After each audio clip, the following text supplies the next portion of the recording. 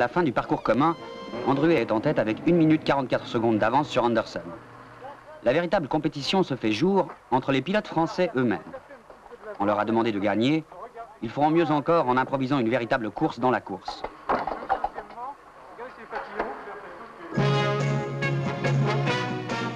Le rallye de Monte-Carlo s'achève.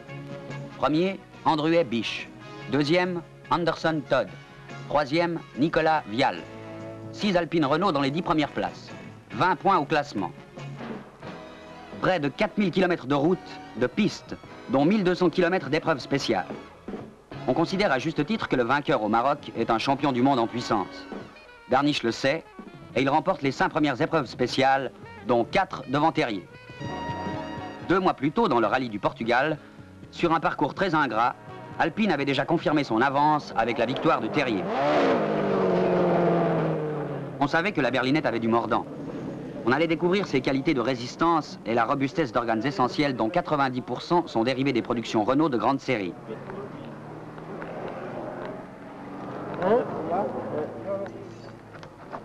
Regarde les triangles supérieurs. Le cachotier, hein.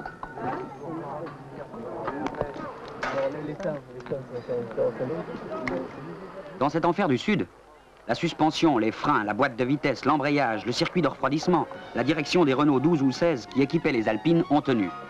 Et ce n'est pas le moindre aspect de cette éclatante victoire.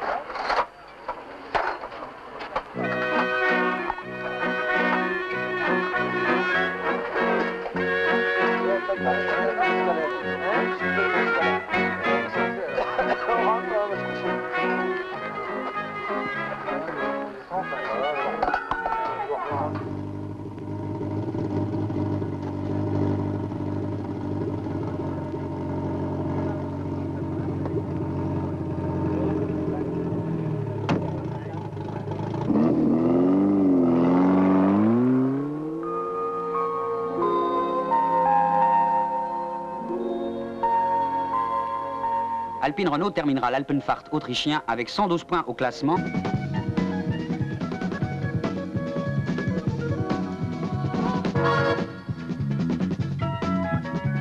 Le Tour de Corse allait prendre fin après 10 rallyes internationaux, 346 épreuves chronométrées et 29 621 km de course sur le triomphe des Alpines Renault.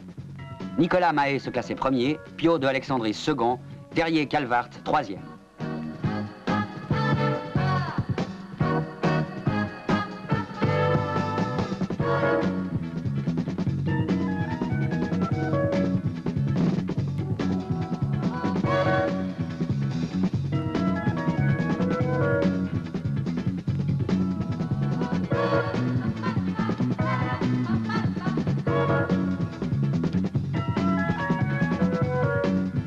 Cinq voitures bleues dans les 6 premières places. Le championnat du monde des rallyes 1973 n'est déjà plus qu'un souvenir.